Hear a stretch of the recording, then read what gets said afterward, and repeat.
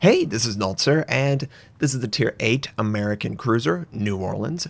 She has 35,400 health, a top speed of 32.5 knots, 9 203mm guns, 8 secondary guns, a surface detect of 9.5 kilometers, and 61 AA defense rating. For my modules, reduce crit chance on main armament, improved aiming accuracy, reduce the chance of flood and fire, faster rudder shift, concealment. For my commander, priority target, expert marksman, jack of all trades, superintendent, demolition expert, advanced firing training, and concealment again. We are on the map Neighbors, and yes, I know it's very, very, very red. It's a Valentine's Day exclusive camouflage.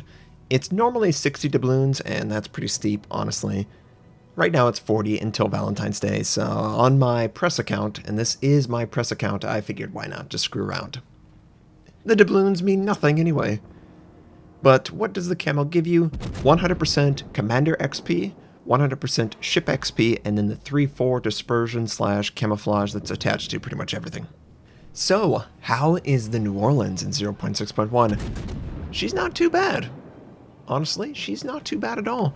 And if I was a better commander, I would have swapped to AP there and attempted to penetrate his side. However, I did not think that the Atlanta would continue going that direction. And sure enough, he continues to go that direction, but he's moving back.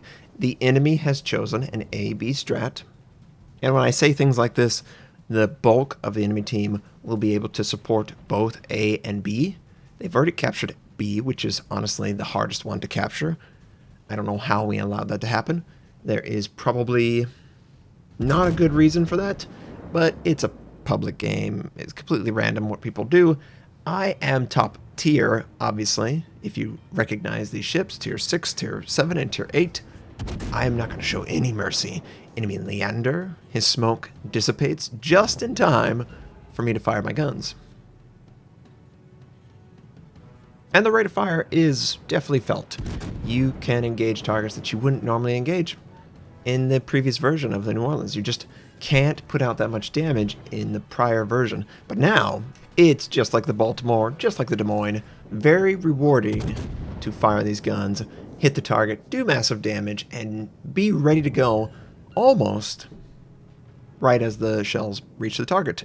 And you can manipulate the velocity to your advantage. Some people will complain, oh, the velocity, it's such a huge deal. Well, you know what? It's not a huge deal to take out targets. I can use it just fine. Thank you very much. And this Leander, he's showing a ton of sights. So I'm going to keep my AP loaded. And I really want to kill him before I go around this island. And no, we missed the Citadel. I don't believe... Oh, it doesn't matter. Someone took him out. So, a lot of the U.S. cruisers fail at velocity of the shell. Longer shots are more challenging for the ship than the shorter range, medium range. Why is there a saipan in my view? I'm going to fire at the aircraft carrier, and I'm hoping to Citadel him. We do. 14,000. All right. Well, let's continue the process of killing him. I don't know why he showed himself. I'm not complaining. I just don't know why the saipan is showing himself. But he gets the picture. He's like, whoa, that was way too much damage. I'm going to pull away. And look at what happened. The single enemy destroyer is AFK. What a waste. Oh, God, you just feel bad for the enemy team. When you don't have your destroyer, you lack your scout, your objective control. It allows you to engage the other destroyers. My 2 destroyers have not really been engaged that much. There's nothing they really need to worry about. They're feasting on free AFK targets, and I didn't really care about that guy. Who cares? It doesn't prove anything that I can kill an AFK target. Where's the real prize? And the real prize is this enemy Nagato that's pretty aggressively pushing forward. He's bow on, so I'm going to fire my HE. And the range is not good. Well, compared to other... Well, not the Mogami. The Mogami has garbage range, but compared to other cruisers, you really do give up range if you're the American cruisers. That's just what you give up. So you have to compensate for that. You're going to be closer to the enemy than the average cruiser, the average battleship. You need battleship captains that are willing to get into a fight, to get stuck in.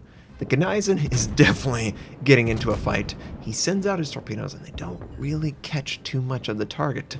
He's still alive and the Gneisen has to deal with that. But I'm thankful that the Gneisen is dealing with that because if you notice, nobody's targeting us. Absolutely nobody. The enemy Nagato dies. We are free to continue doing damage and trying to engage targets that could threaten my friend until I see a naked broadside New Orleans, and I just can't pass it up. It's cheap wine, by the way. I just can't pass it up. I don't know why, but the nakedness really attracts me to it. I feel so guilty for that ship because it shouldn't be naked. That poor, poor ship. You're just telling me that you're not using anything premium. If you're not willing to put anything on your ship, you're not willing to put any premium in it.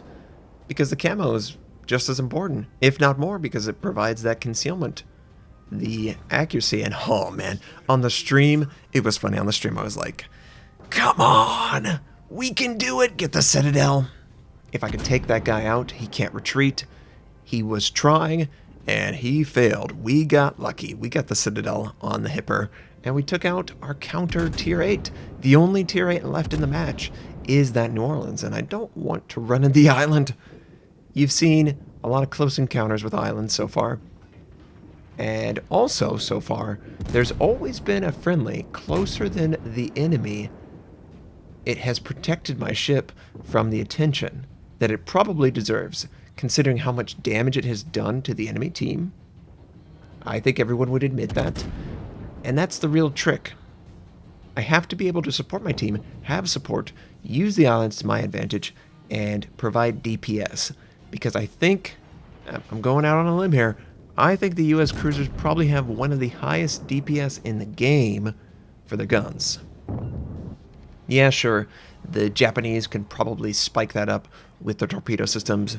Yeah, the British could probably also do it with a combination of their torpedo systems and their guns. However, the Brits require that the target be angled in such a manner.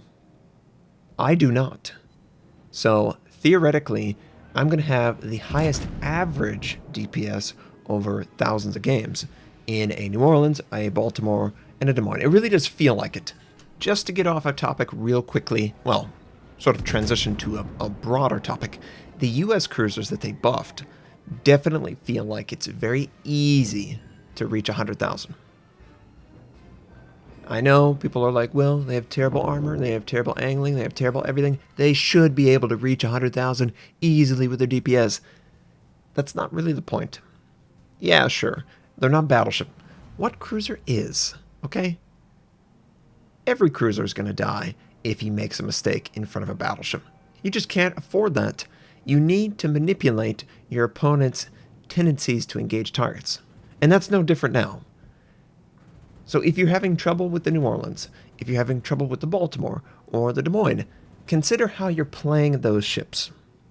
I really like to maximize the concealment value of every single, well, cruiser, every single ship that I can get it on, but especially cruisers and destroyers. And why is that? Because you gotta hide from those battleships. Those suckers will always punish you. Always. You'll burn them down. You'll burn them to the ground. Absolutely, you will do that. But you got to be careful. You've got to, and I have to, I'm telling myself, you must only use the two front guns sometimes.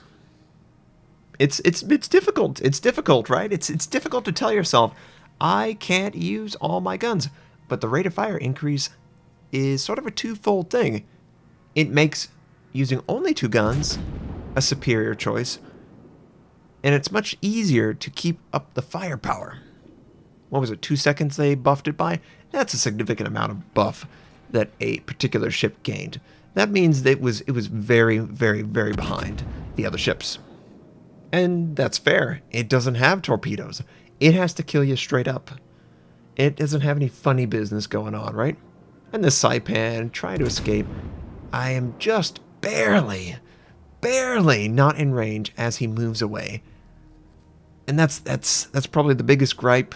If you're gonna critique these ships, they don't have the range at all. They have to compete on different levels. Enemy Pensacola, he's rocking the orange. white and blue camo, and I'm just trying to get some damage before the game's over, because we have just dominated this game. The enemy came out and tried to engage the team. I was the DPS in the background, while the battleships were the tanks. The perfect engagement, I think. If a battleship on your team is refusing to push, well, it's going to slow down the entire progress of your team. It just is. It was unfortunate that the enemy destroyer was AFK, and that's just the way games work out. We did earn first blood, 2 kills, 2 citadels, 90,000 points of damage done.